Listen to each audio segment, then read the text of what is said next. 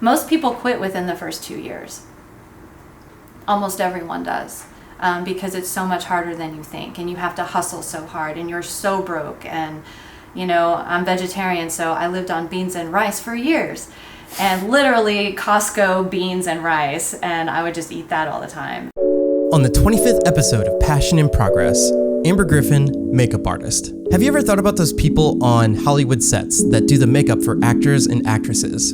Well, that's Amber, and her list of celebrities that she's worked with is so long I cannot get through it in this intro. Just to name a few, she's worked with Jeff Bridges, John Goodman, Heather Graham, Paris Hilton, and Carmen Electra. Now, in terms of music performers, that list goes even further. She's created looks for Motley Crüe, George Strait, Smashing Pumpkins, Godsmack, Linkin Park, Incubus. It doesn't stop there.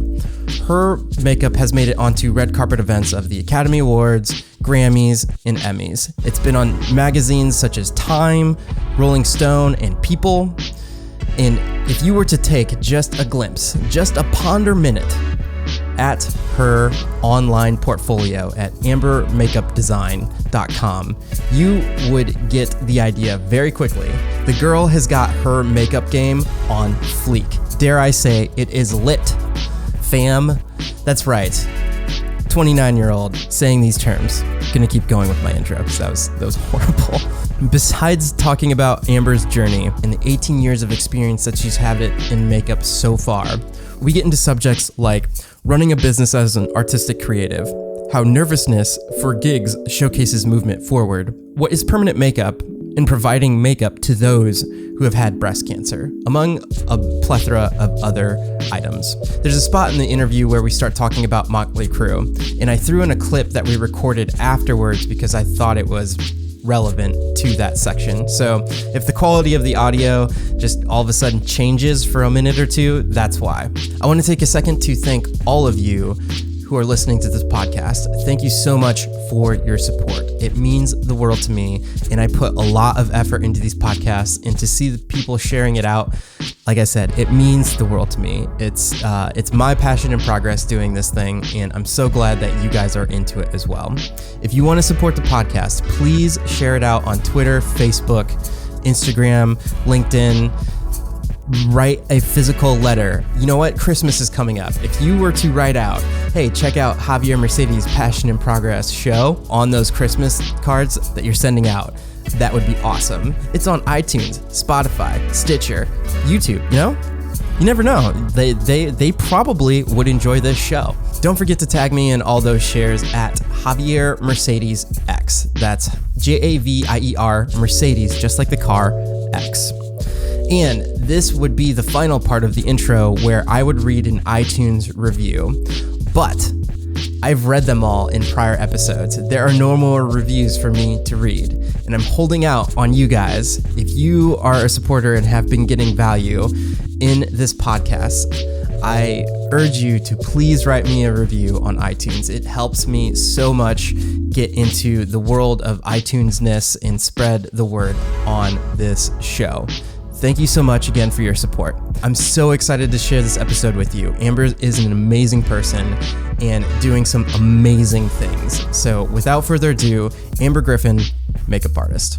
What is up, Mercedes? Javier Mercedes here for yet again another Passion in Progress show.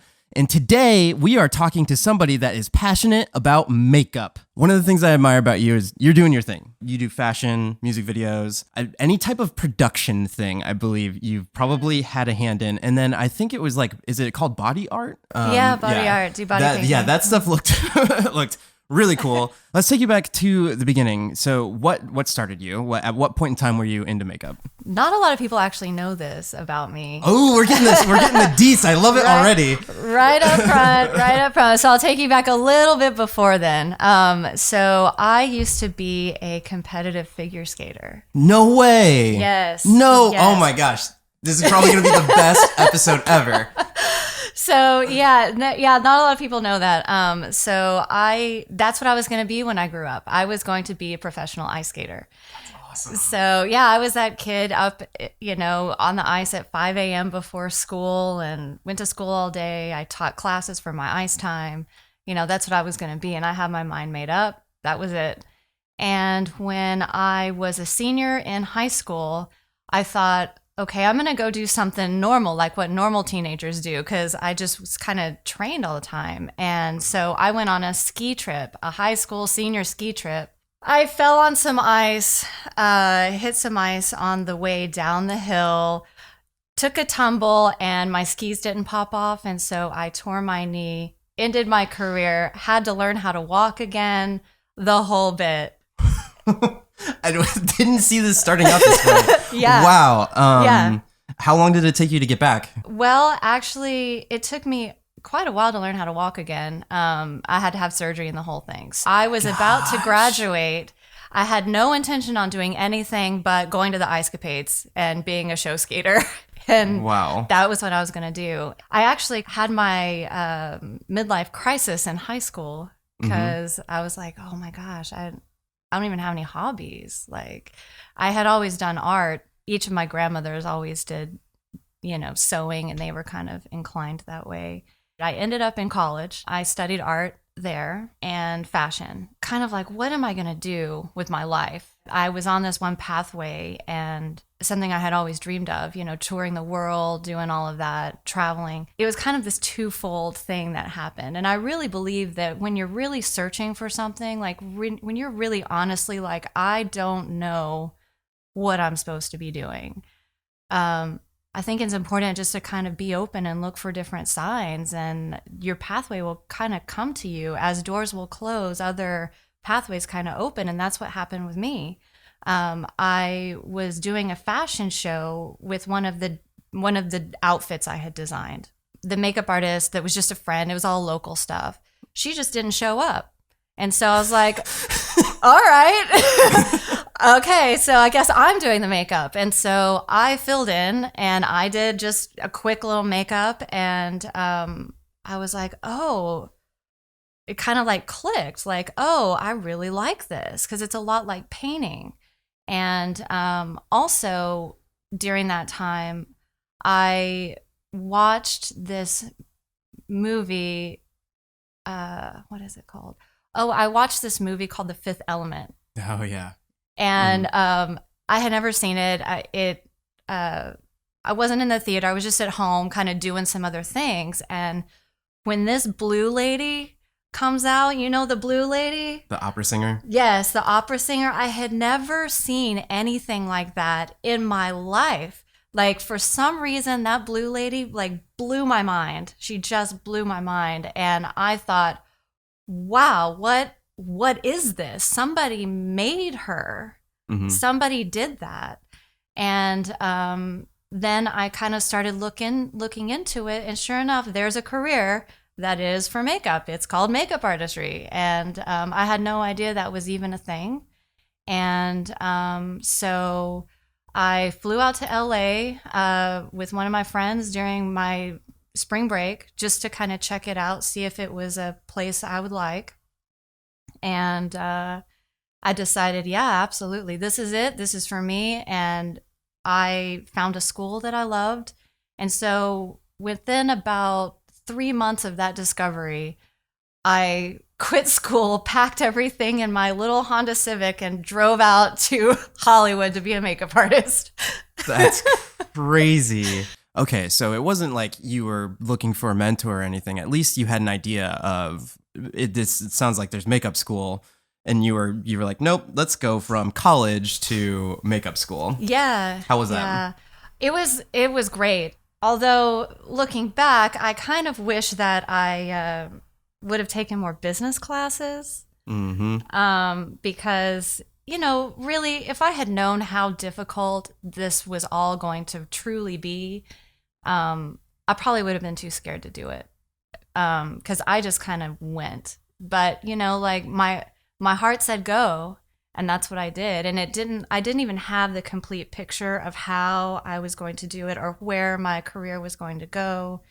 All I knew was this is the place for me, and this is where a lot of work is. LA and New York are kind of like the flagship places for like what is the most advanced in makeup artistry and in the products and cameras and things like that. Mm-hmm. So, man, I wouldn't even think about advanced or like technical advancements in makeup artistry. Oh, yeah. Like that's a thing. And then like what's an example of something that you could get in LA or New York that just like isn't available to you here? Kind of a lot of my supplies. Actually, you're like, actually, it would be amazing if I was. It was me, yeah. Well, it's different because I'll give you an example of the how makeup artistry advances. Yeah. So when I went to school at a really amazing, wonderful time, because that was when the cameras were still like film.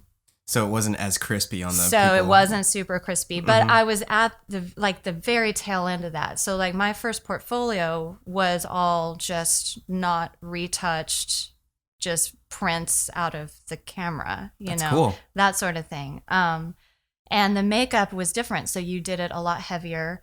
And also if you were doing television, you had to make the foundation a little bit orangey, like a little bit pink. And you just had to kind of memorize the amount because the light from the camera and however the setup was, it pulled a lot of the color out of you. So you looked super pale. Even in real life, you didn't. You had to make everybody just a little bit uncomfortably orange, and like that's how I knew when to stop, is like when I started feeling uncomfortable, I was like, oh, okay, I guess this is the right amount of pink or whatever. Then everything started going to digital and that sort of thing. And so the traditional way of doing that style of makeup, it looks really bad on these new cameras.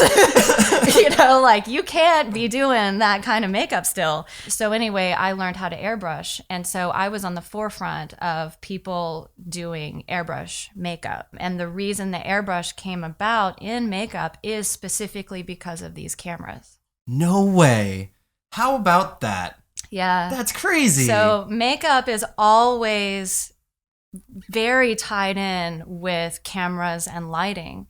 And so every time I go on set or every time, even early on, like you have to kind of be up in their face going, okay, how does that look through the camera? How does that look with this lighting? Those two people are like your best friends because like you have to adjust what you're doing according to that. To get to the end product, or at least have an idea of what the end product is going to be. Yeah, exactly. Wow, what a mindset. I didn't even know any of that was going on whenever I saw you on set. That's so cool.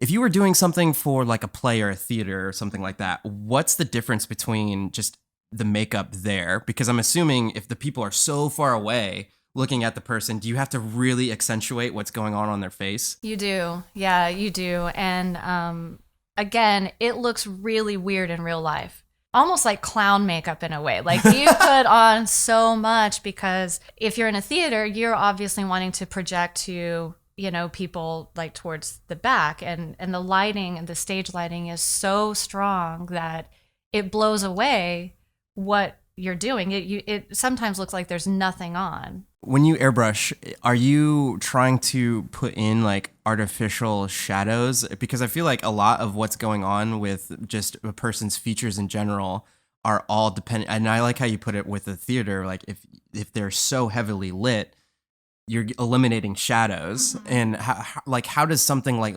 light play into what you make? Lighting is kind of everything. Yeah. Lighting is really everything. So if we're on a photo shoot and there's the big gigantic square lights, the big ones, they have a lot of power. And so you can have makeup on, and once that light flashes, it will wash it completely away, like literally like there's nothing there. So you do have to go in and do kind of sculpting and adding in shadows. But I kind of do it in a way that it's already there. Like I like to make people look like themselves, just kind of for the camera. So I see what is already there and I just kind of make it more. Yeah, for sure. What about for like photo shoots? Would that be something different then? Or say it was like just a portrait, like a black and white, somebody's going for a black and white portrait or something like that. Would you like ask like, all right, what's the mood you're going for? Or do you just like try and keep them who they are? Yeah, well, it depends on it depends on what we're doing. Because some people call me in for fashion. And so I'm not trying to make the girl look like who she is. I'm trying to make her kind of into this character of what the line and what the designer has envisioned. Like, what is this role she's going to be playing. But then if I do like a celebrity or a headshot of, you know, someone that needs to look like them, I kind of do what I said before. I just make it look like them, but just a little bit turned up a little bit for the camera. You have it turned. I suppose a little. Hashtag. Let's get into some specifics, like music videos. What's some of the stuff that you've worked on? I've worked on a lot of music videos. I have worked on many things with Motley Crue. I've done, Linkin Park, Smashing Pumpkins. Oh my gosh, yes, I was on a Prince video once. You just like in the background? No.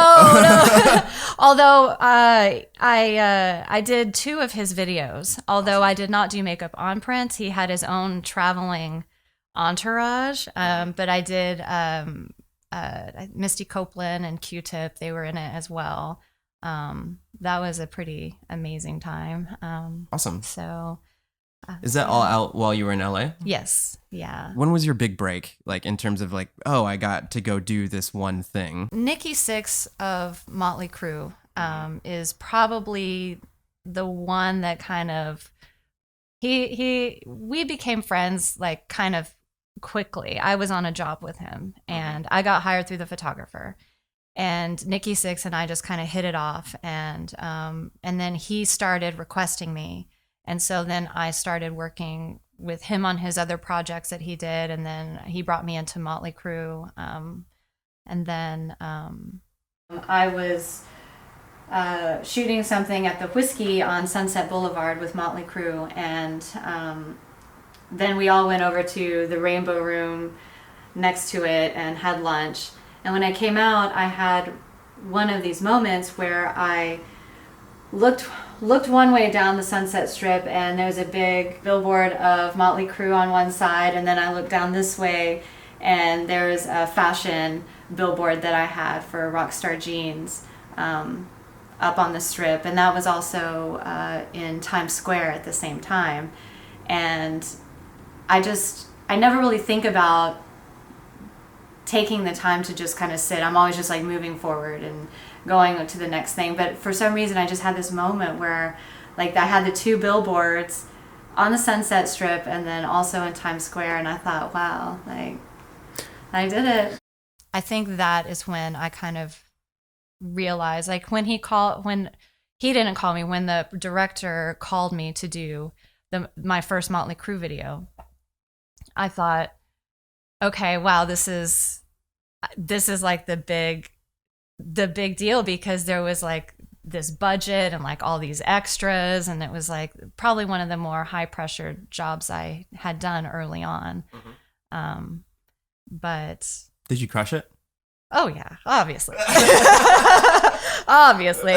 Well, you know, it's like you never I was so scared, you know, and you know, 10 years later I still was working with them, but like early on in my career, I would have this thing where every night before a job, I couldn't sleep. Like I was so just nervous because like I wanted it to be good, of course. And, but and like it would happen even when I went to makeup school. Like I was just like, oh my gosh, like I'm so nervous. I'm like finally doing it. And then then I go and I start getting makeup jobs, and like I was just so nervous, and I had to just have this talk with myself, you know, like this kind of moment where it's like I have to accept that this kind of anxiety is gonna kind of come with the territory. Like if I'm not nervous about something, then I'm not like moving forward. You know, I could go to an everyday job that I do every day and not feel nervous, but I have to just accept the fact that this is how it's going to be. And then I kind of like when I made peace with that kind of over time, and the more work I got, you know, the less anxious I got. Yeah, I'm assuming you still have some sort of moments though where you're like, oh man, this is a really big project. Yeah, at least I hope so. Yeah. Yeah, sometimes I do. You know, I guess a lot, like when a lot more is thrown at me, the reason people hired me more in Los Angeles, and kind of that was the bulk of my career, and the reason people hired me was because I would design looks. I wouldn't just go and do just like plain makeup. I would sometimes, but like for music videos or things like that, they would want me to come up with these characters and these designs. So like crazy makeup, crazy wigs, all this stuff. And so a lot would be riding on what I bring to the table. And how about that? That was a lot more pressure, but it was also like the most creative, that I could be. And so it was really fun and a lot of work. But I never said no, like to jobs. Even if I didn't know what I was doing, I would figure it out beforehand and I would do it. Awesome. That's like so full circle with the Fifth Element analogy that you said, because it's like, how do you do that? How do you do that? And then literally you're the person doing it. Yeah, that's true. That's true. Yeah, because I think that was kind of just one of those mindsets early on, is when opportunities come to you, you don't say no, you say yes. And then you kind of figure it out and practice and rehearse and do all of that beforehand. Like I'm not amazing at special effects, because at some point in your career, you need to choose, and you either go the route of special effects makeup artists and you go and you build the blue lady and you go build monsters, or you kind of branch off and you do kind of more of like what I did, which was like the fashion music kind of way. And so, but ever so often I got to kill off somebody, or like, I think that's the first time that's ever been said on this podcast. Ever so often you got to murder someone. I don't know. Yeah, one time I had to like make an alien, and then I had another time for a music video, I had to have these people, they would get hit and then you would find out they were machines. So like part of their arm would fall off, and then you have to see like the machine on the inside. And, I was just like, yes, I can do that. I absolutely can do that. And then I'd hang up the phone and like have like a moment of, holy crap, what have I done? All right, let's make a machine, man. So yeah, and that's how you learn, is you say yes, and you go into those places that feel uncomfortable. Now, I wouldn't say yes to something that I knew I was gonna not be able to do. If there was something I really knew I wasn't gonna be able to do, I would say it up front. But other things like I knew were just kind of pushing me, but they were still within my realm. So going back to before, you were talking about taking more business classes, and how has your journey been in when you were in LA and you had all of this influx of like jobs and everything? How has that journey been on the business side of things? On the business side, well, it's been a learning process for sure. I'm an art kid, so barely passed math, all that. Like I didn't really. I mean, I'm smart and I understand like the overall, like what needs to happen. But I really did have to teach myself a lot. I had to teach myself everything, actually. I didn't know how to do taxes for small business. And I'd make a lot of lists. I've lists everywhere. And also within each of my jobs, I have a binder that I have sections in for each of my jobs, because I have jobs happening simultaneously.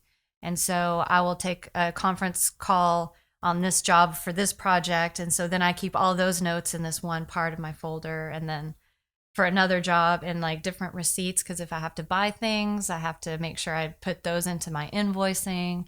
So, and just, it's basically just being super organized and making a lot of lists. And I also ask other people, I learn a lot from other small business, owners, whether they're makeup artists or not. It's kind of the same concept. And, also finding a good accountant is very important. Yeah. And so like when I moved here, I certainly, I didn't have anyone that I knew. So I would ask around to other artists or other small business owners like me, because I don't need something super fancy. it's basically just me and some assistants. So, and I have to do it every week so I don't get too far behind. I have to force myself to sit down and do it because it's not my favorite. I just want to draw. I just want to paint faces, Javi. I just want to paint faces. Not necessarily tangent. What do you use for your software? Just because I want to know for my own personal. QuickBooks. I was gonna say I use QuickBooks too. QuickBooks. Same thing where I have to sit down and force myself to like go through and be like, all right, did I log all of these receipts with all of these things? Yeah, and it's a discipline, and really, the thing that I didn't realize early on, because I just thought I just want to paint faces. I still do. I just want to I just want to be in these glamorous jobs, and I didn't realize that it's a real discipline. Like it's not just going and doing these jobs. It's everything in the background that no one sees. Making sure that you are smart enough and aware enough to do your accounting, how to market yourself, how to do websites, social media, all that. And then also be good at your craft, because there's one thing to be on set. And that's kind of as you learn. That's why you go and assist people, is because they don't teach you how to be on set in school, because you're in school, not on set. So exactly. There's a certain set etiquette that is learned while you're doing it. So there's kind of like on the job training. So I think it's really important to assist artists that are doing what you want to do. So you can kind of learn how to move around the set, how productions work, how photo shoots work, how to talk to the client. And then there's the discipline behind it, that's completely where nobody sees, where you're working on your craft, you're painting, you're drawing, you're keeping your hand-eye coordination, all of that, all of those practices that you always work on forever, color theory, that sort of thing. Because I think if you just watch YouTube videos and kind of practice off of what they teach you, it's not really the complete picture of what you need, and you're not going to be like the full artist that you can be without all of these things behind it. And it takes a lot of self-discipline.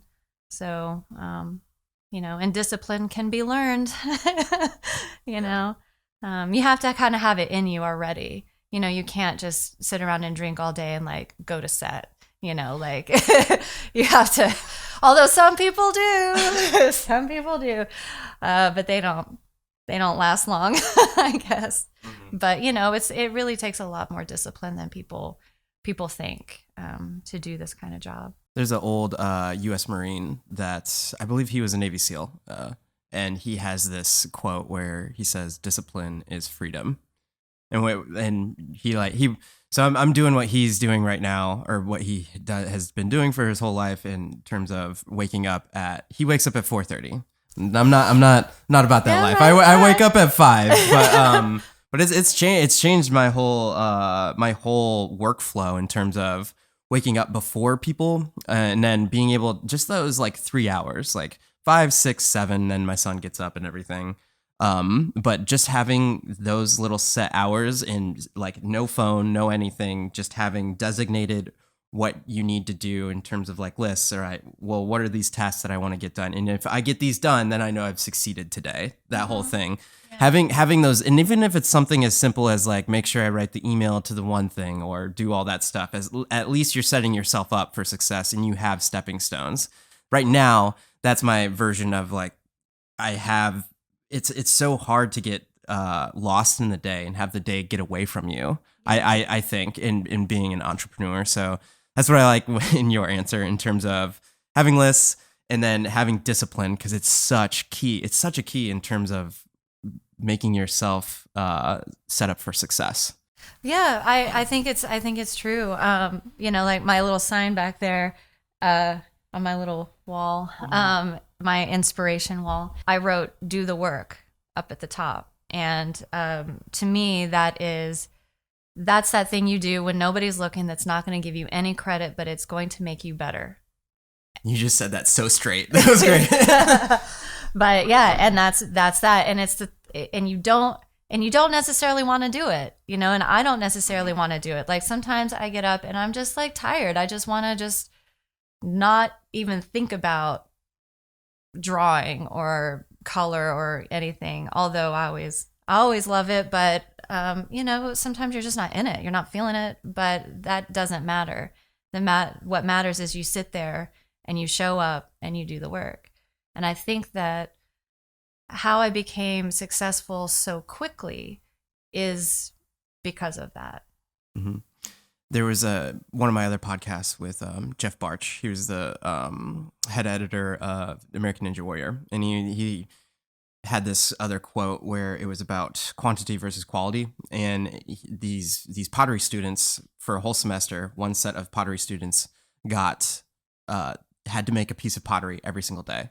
The other set of pottery students had to make one piece for the whole semester. They had the whole semester to work on this one piece. Mm-hmm. And the students that had to make one a day had far superior pottery by the end of the semester than the people that had all semester to work on one piece. So in hearing that, it's like, even if you're not on a job one day and you're drawing and everything, you're putting in that quantity to achieve quality. I really believe that. My advice that I give to everyone who is just starting out or just thinking that this might be something they want to do is go get a job at a makeup counter. And I did that. I worked at Emmys, which is like this massive makeup store in Los Angeles, and it has makeup from all the different lines. There's special effects makeup there, there's regular makeup there, there's hair products there, and that's where a lot of the studios come in to prep for their movies. And I got to help V. Neal prep for one of the Pirates of the Caribbean movies that she was doing. And also the reason I think it's so important is because you get to work on all different people that come in there. So you get to work on all different skin types, all different ages, all different colors. And you have to be fast if you're going to be a makeup artist on set. You have to be very fast, and much faster than you think that you need to be. And if you think you're going fast, you still need to go faster. And so that makes you good.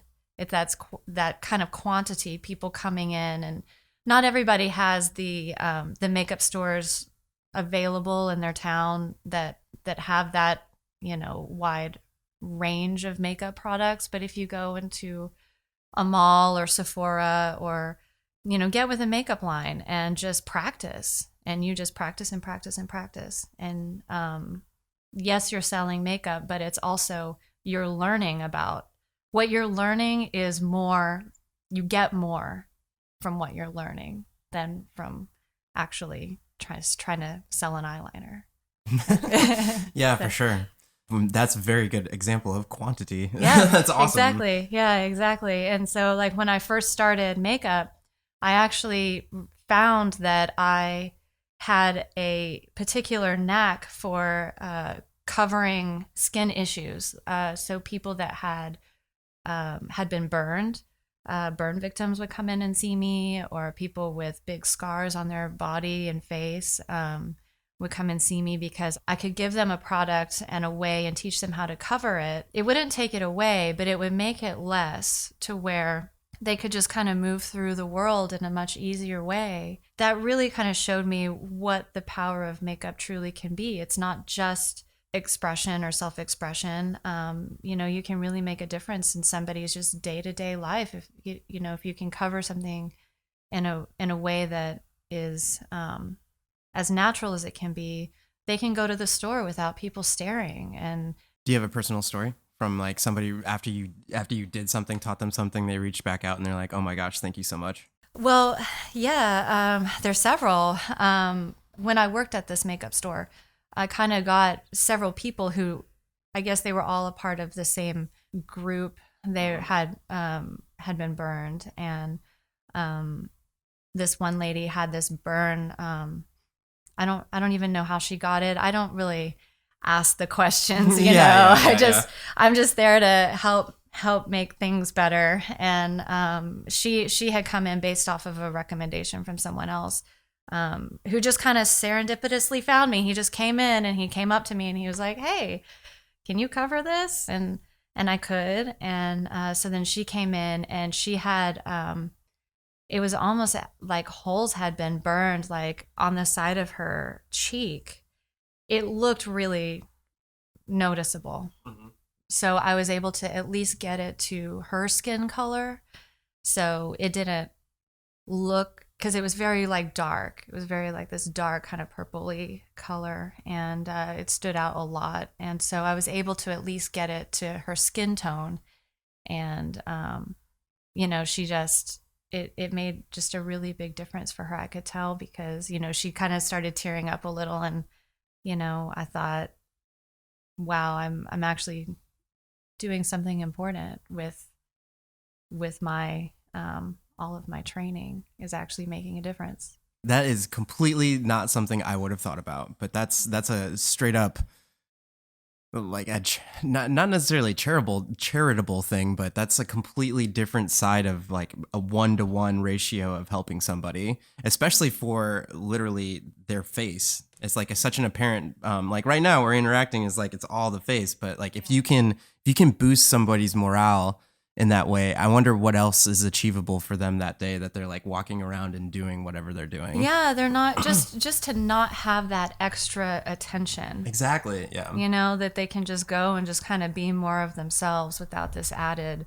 kind of, and it's not necessarily negativity. It's just, people are curious. Yeah, so. Yeah, for sure. With that, what are you up to today? Because you're no longer in LA, you're in Austin, Texas, and obviously we've worked together a couple times. And I think one of the most interesting things you talked about with the arm and having the robot thing is when I brought up doing a podcast with you. I think that day you were asking if we needed blood on set. Oh, yes. And I was like, oh my gosh. I didn't even think about, because where I was working the Chive, it was just kind of accepted that maybe during a skit or so, it's like somebody was going to have to get stabbed or something like that. And I didn't even think that, when you bring your makeup kit, you need to have those items at the ready. I do, yeah. That's why I carry such a gigantic suitcase. Well, makeup-wise, I still carry my blood around if anybody needs to be stabbed or whatever. I do a lot of commercials now. The market out here is different. It's not as red carpet kind of events, but yeah, I do a lot of. I still do. Fashion shoots, but the thing I'm most excited about is I recently started doing permanent makeup.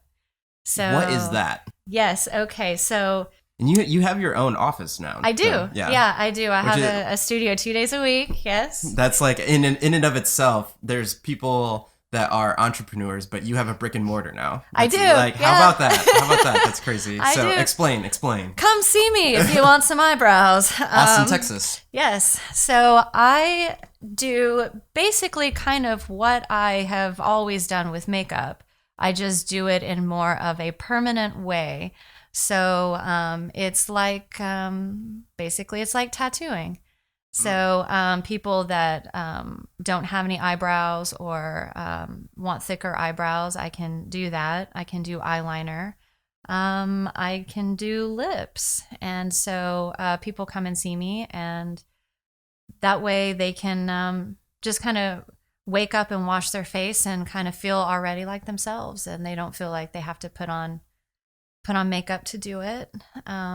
What I'm about to get into, I'm even more excited about, because it goes back to kind of the original idea of when I was doing makeup for the burn victims. I am learning how to tattoo areolas on ladies that have lost their breasts due to breast cancer. Jesus.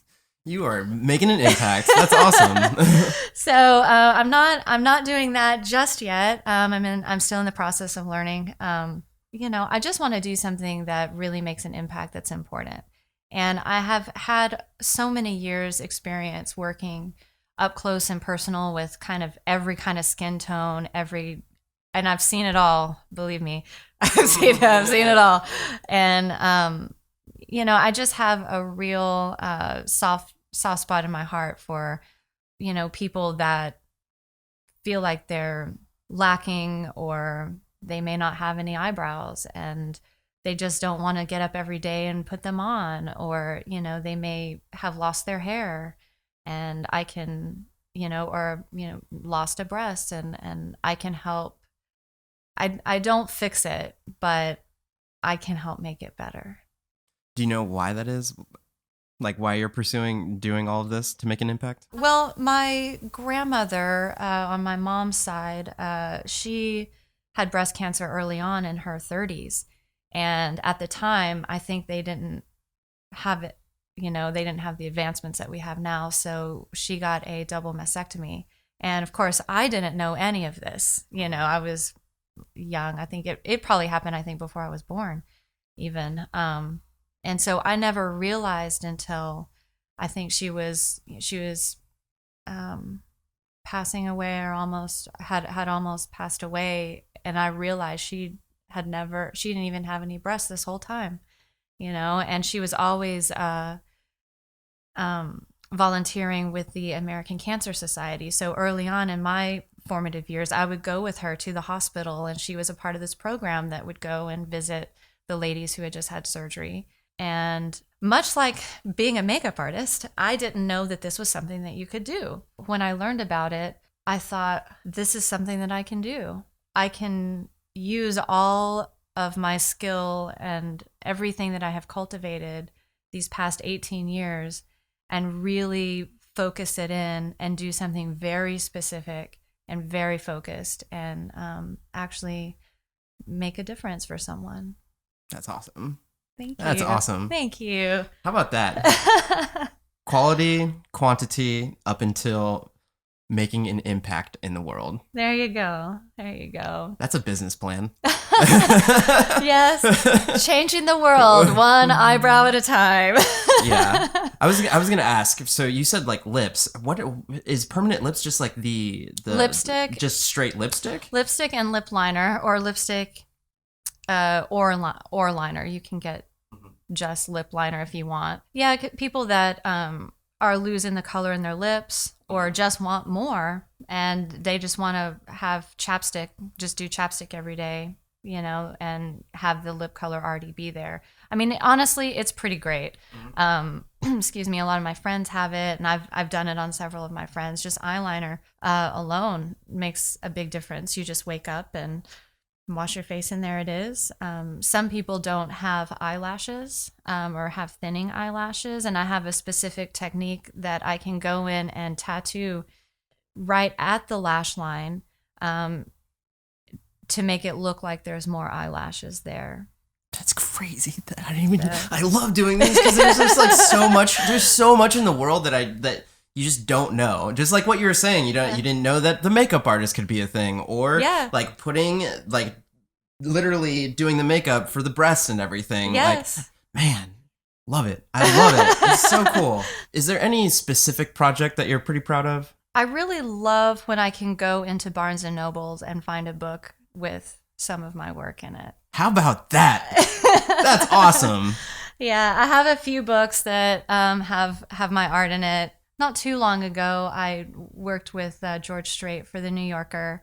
And so that's fun, going into Barnes and Nobles and, you know, finding, or like a magazine stand, and finding magazines that you've worked on and find your work there. Do you have some of them here? Yeah. Back here. Yeah, back here I've got some books. Back at my old audio recording job, I remember I would do recording for some national campaigns, but it would just be like do 0% APR on the blah blah blah, but I'd be like, guess who recorded that 0% APR? That's right. It was this guy. not as spectacular or changing the world, but I got a little bit of coolness out of it. Yeah, well, I think it's great, and then sometimes like it's just in the smaller things. Really, for me, like one of the times I was in New York, I was with Motley Crue. We did the show, Jimmy Fallon's show. Awesome. And so that was just really fun. And Alice Cooper was there at the same time doing press. I was riding in this SUV. Nikki Sixx was sitting behind me. Alice Cooper was sitting next to me, just driving around New York, just talking. And, I think we were talking about golf. I think Alice Cooper loves golf. So we were talking about golf. And then this one time I went to Denver to work with the Colorado Ballet Company, and I did body painting for them. And so I painted them like statues, so completely white, and I sculpted their hair out of clay. And we went outside and we put the model up on this rock, and the photographer's over here, and she's doing this amazing pose, and it starts raining. The photographer has all his equipment, so he gets it all up, runs down the hill, sprints down towards the car, and then her and I, she's naked, but she's painted up, clay all in her hair, and we're just trying to go down, and it's raining, and we're just like, what am I doing? Like, what is my life right now? So it's, really, I think for me, a lot of those successes are these kind of weird little stories. I forget who it was, but they said like your whole journey is just made up of a whole bunch of little stories. Yeah. Which I think plays true to that. Speaking of, what I like to ask everybody at the end of the podcast is, if you were to tell somebody that was coming out to LA, or even before, if they were thinking and they just found out, they just saw that blue opera singer on the Fifth Element. Blue lady. Their heart's already beating fast. Yeah, and they wanted to pursue and get to where you're at today. What would you tell them? Find a really good school. I went to makeup designery when they were first starting out. It was like 3 rooms that overlooked this Mexican food restaurant, and like everybody would take smoke breaks and like want Mexican food like at 9 a.m. And now it's this massive school. They're kind of everywhere. They're in New York. I think they're overseas now. Fantastic school. Go to school and then get a job at a makeup counter. Those are, I think, the 2 most important, just foundational things that you can do you have to learn your craft. And going to school, you would just apprentice because there were no makeup schools. But that's not the case now. There's so many makeup schools, and makeup designery has a fantastic program, excellent teachers. That will give you a really strong foundation. And then also assist. Find a makeup artist that you like, that is doing what you want to do, and assist them, and don't have an ego about it. Because some people, even now, I always have to have an open mind to learning things. The cameras are not staying the same. The makeup is not staying the same.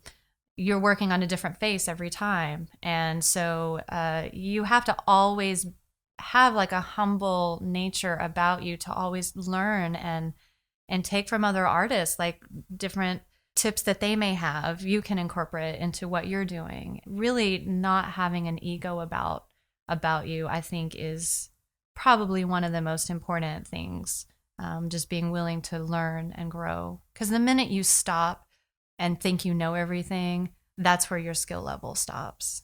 So I'm always learning, even now. And I think, I've been doing this 18 years, and I'm still looking at other artists, and I'm still looking around and seeing what's new and what can I learn, how can I be better, what's the newest in lighting and cameras and things like that. You always have to learn. Always have to learn, and then put in the work on the back end that nobody sees. Yeah, exactly. Do the work. Asterisk, find a good accountant. That too, very important. Very important. Where can they find you? Find me at my website at ambermakeupdesign.com. And on Instagram, you can find me at Amber Griffin Makeup. Or if you're interested in the permanent makeup, it's Lotus Permanent Makeup. So on Facebook and Instagram, Lotus Permanent Makeup. And you're based out of Austin, Texas, correct? Exactly, yes. Awesome. Thank you so much. This is a story that I'm so like intrigued by and didn't even know. Like starting off with the figure skating and everything, man. Yeah. What a whirlwind. Yeah. That's awesome. Yeah, it's been a journey. It's been a ride for sure. I love meeting people personally that I've worked with before and now like having context of their backstory. It's like, so much more appreciation for what you do. And makeup artists everywhere. Thank you so much. You can find me at Javier Mercedes X on all the social things. And if you love this podcast, you know what you could do. You could get out your phone and go to the iTunes app and leave me a review at Passion in Progress with Javier Mercedes. Thank you again. Until next time. Cool. If you enjoyed this episode of Passion in Progress with Javier Mercedes and got value out of what you've heard today, please consider sharing this episode out with a friend. Share it via Twitter, Instagram, Facebook, and tag me at Javier Mercedes X. That's Javier Mercedes X. I love reading what people have to say about the podcast, and reading your feedback is what makes this podcast better. Thank you, and go out and pursue your passion.